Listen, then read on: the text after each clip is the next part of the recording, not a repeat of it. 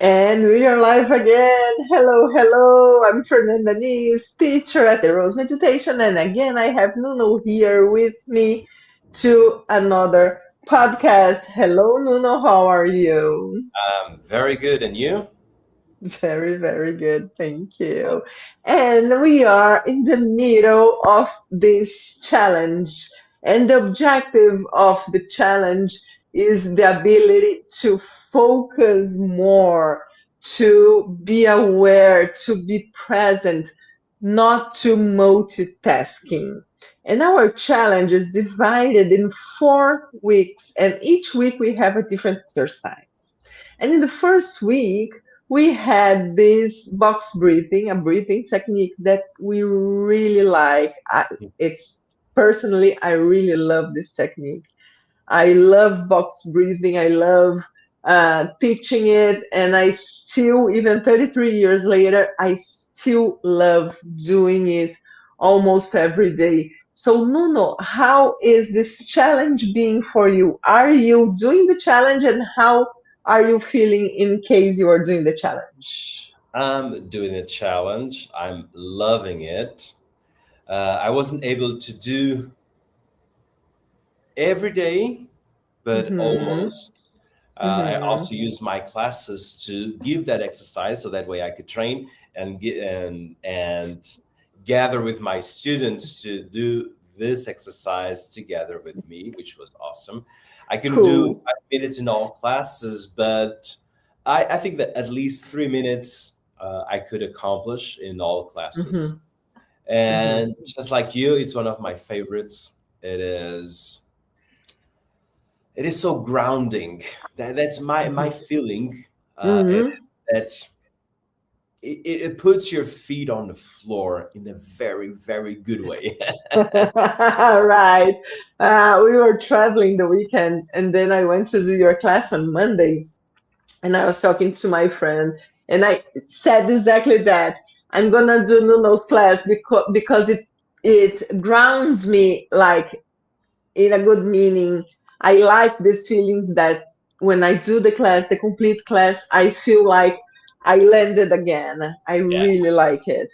And myself, I couldn't do it every day as well. But this is also a disclaimer. If you couldn't do every day, don't give up. It's okay not to do perfectly, not to check every day, but do your best. My best this week, my possible was 4 times. I still have time today. Maybe I'm going to do five.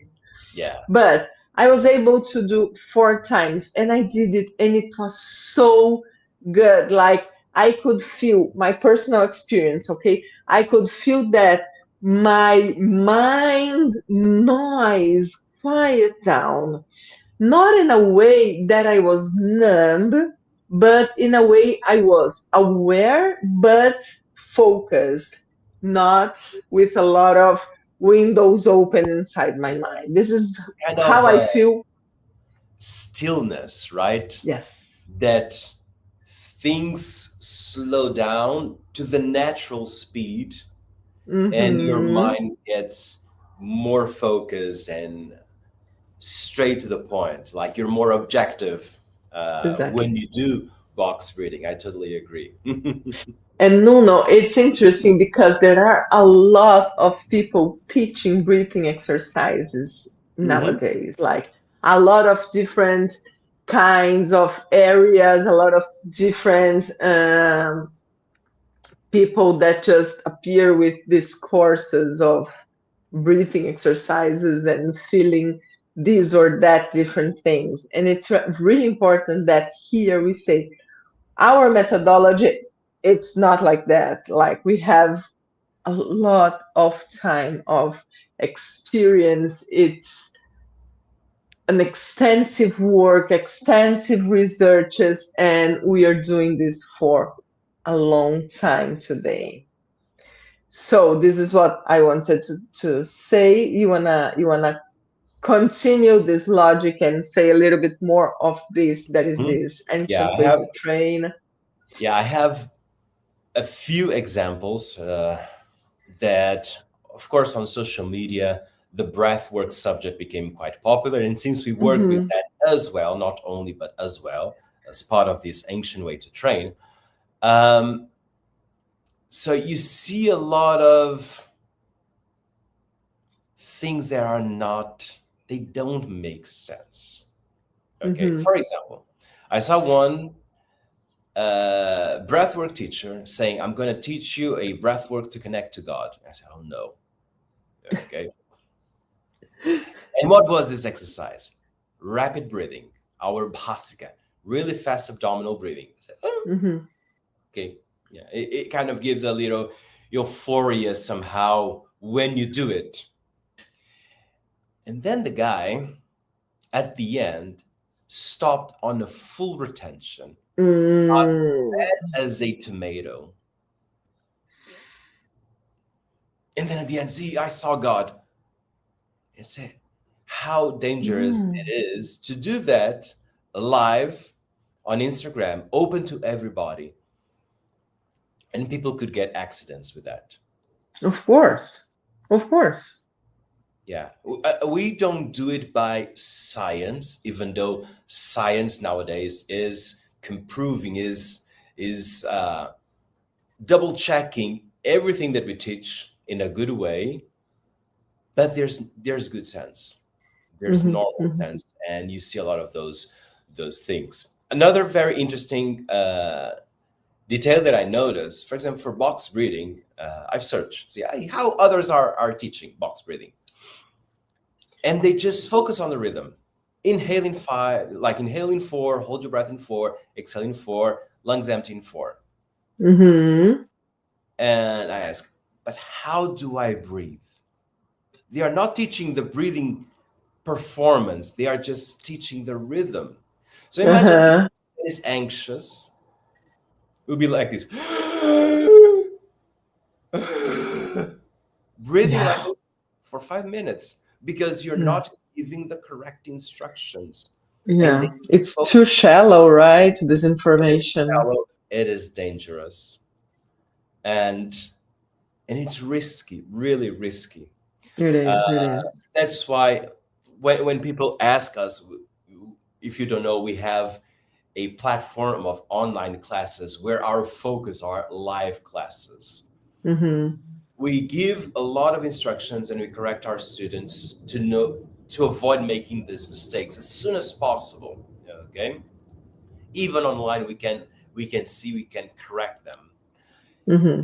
Even if we record a lesson, uh, let me share. I was recording the lesson of box breathing, and I was like doing the script, like a first draft, and then I went to AI just to polish a few things, to put more rhythm. Mm-hmm. And then AI just wiped out the instructions of breathing and it focused just on the rhythm. Hmm. AI is biased to don't teach how to breathe, just focus on breathing. See how dangerous this is. Yeah, of course. And I rewrote my script for that part of how to breathe. It is essential to start that way. Mm-hmm. Mm-hmm.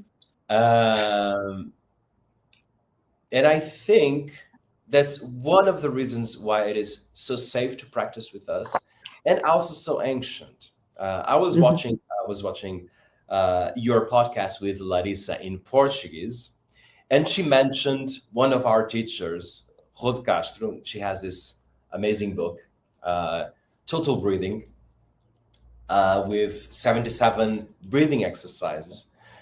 But I was attending one of her courses, and one thing that she said, it makes a lot of sense. I always start breath work with conscious breathing. Mm-hmm. It will be like the first exercise that you're going to learn if you're a newcomer. Okay, stop and observe your breath, observe how Mm-hmm. are you breathing, make that process a conscious process, and then from there we build up the exercise. Till today, even with advanced students, that's how I teach, because I noticed that That moment of conscious breathing is one of the most important ones. Then you can do a lot of things, of course, but the entry of breath Hmm. work, pranayama, whatever, is conscious breathing. That's how I've learned, and that's how it got me inspired to keep teaching this exercise. Yeah. And before this, if I can also recommend a book, there is this guy's book, James Nestor's New York bestseller, Breath. So, the part that I know of the story of this book, James Nestor is a journalist. And if It I'm is. not wrong, he's a diver, deep diver. And through the diving, he arrived in the breathing exercises and he started to search as a journalist. Journalists usually they are curious people, so they try to go deep and to understand. And this book is amazing, The New Science of a Lost Art. And he traveled all the way to Brazil to interview our teacher. That's big proud for us. So if you don't know anything about breathing, I would recommend this one. You like it, you want to go a little bit deeper. And attention, this is not an advertisement. We don't get any money from that. If you liked it, then go to Rodi Castro's book. It's a beautiful book, 77 exercises, really, really good. Mhm. So if you like it as well, you want to go even deeper. Our teacher, Professor De Rose, he wrote this book called Prontuário de Yoga. Yoga It's treatise. Tratado de Yoga. Oh my Yes. goodness. I came 40 years back in time. Yoga treatise, Tratado de Yoga in Portuguese. It's a big book, and one of the chapters is just about breathing exercises. But Professor De Rose, his experience as mine and as Nuno's is a practical, is technical. We know how to do, we know how we feel, we know how to teach. We have a lot of experience. Professor De Rose went to India a lot of times to do his researches, but everything in the area of yoga, not scientific. It's an empiric work that those teachers for more than 5,000 years, they study, they notice, they test, and they like uh, Kept the good ones. refine. Sorry? And kept the good ones. Like in Exactly. 5,000 years, only the good stuff survived in the universe of yoga, right? Exactly. And so they have this 5,000 years of curation to reach to us. But a few of us, we are also scientists, we are researchers. So in our team, we have Larissa Silverius. She is a researcher. Her master's thesis is about breathing exercises. And we have also Professor Milton Marino, that has more than 30 years teaching as well, but and he wrote this book just about breathing exercises. Let me see if I yes, Mhm. Pranayama. This book here, this is just about breathing exercises. And Newton, beyond a really good yoga teacher, he's also a doctor, a physical doctor, a medical doctor. So he has all the knowledge of the scientific uh, area, and he can explain even better what's happening inside of us. And when we go, just to give you some of our research, like our sources, Yeah. pay attention. Like our method is not going to the idea. It's not bring you any kind of different experience. Like there are some methodologies that sell some feelings and sensations and this kind of experience. We don't do that. If this is what you are looking for, this is not what we work with. We work with long-term sustainable body improvement, body awareness, and I would say increase of well-being and health, but it's built day by day. And the idea, and I have 33 years of experience, so I can sign for that. The idea is that you don't feel any peak of evolution. Oh my goodness, I could do the box breathing with the rhythm 4, and today I could do with the rhythm 20. Mhm. Doesn't seem to be something sustainable, something gradual. And this is how we work. This is how we believe things should go. Right, Nuno?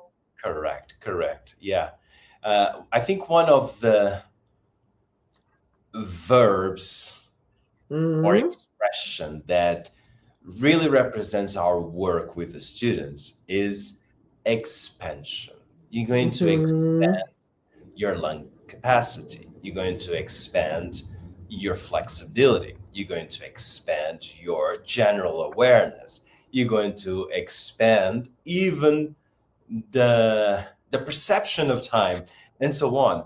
And it's almost visual that we have this exercise will do that expansion.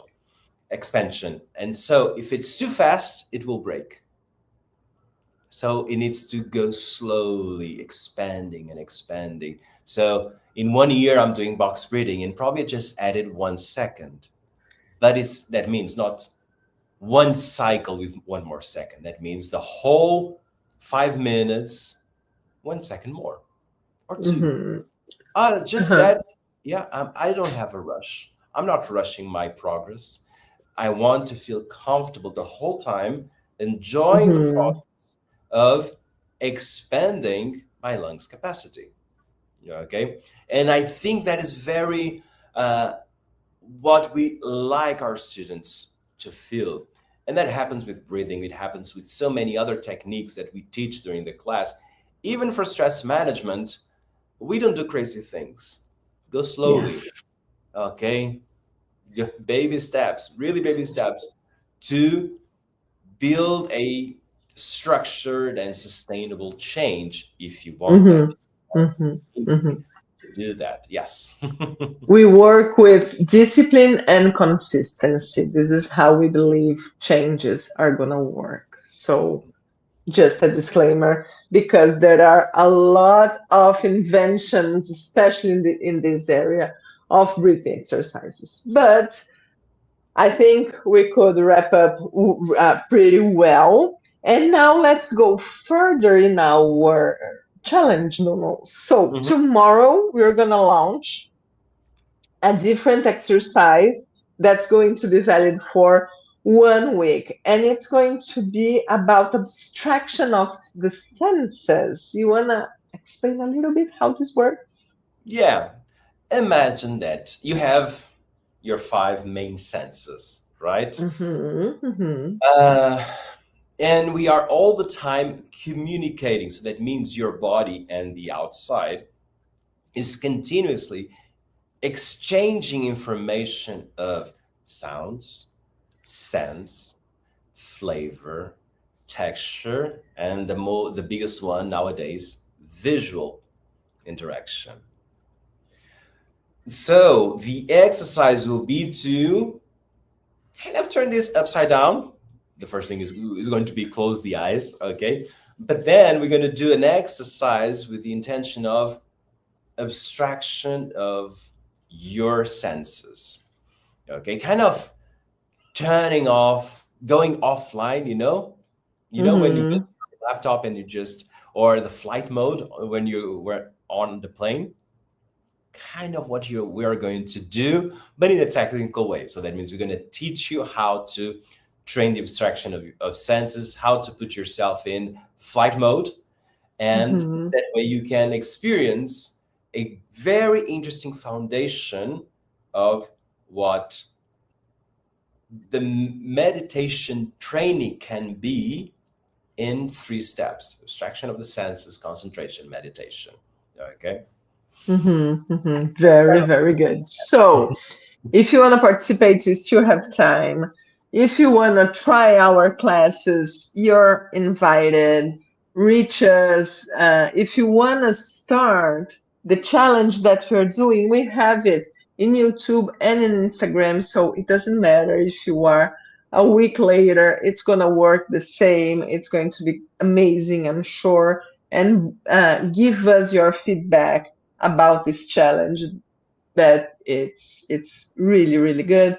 And tomorrow we're gonna launch the next week of the challenge, right? Correct. Correct. Yes. Yes. Yay. Anything else that I forgot? Uh, no, I think we're good.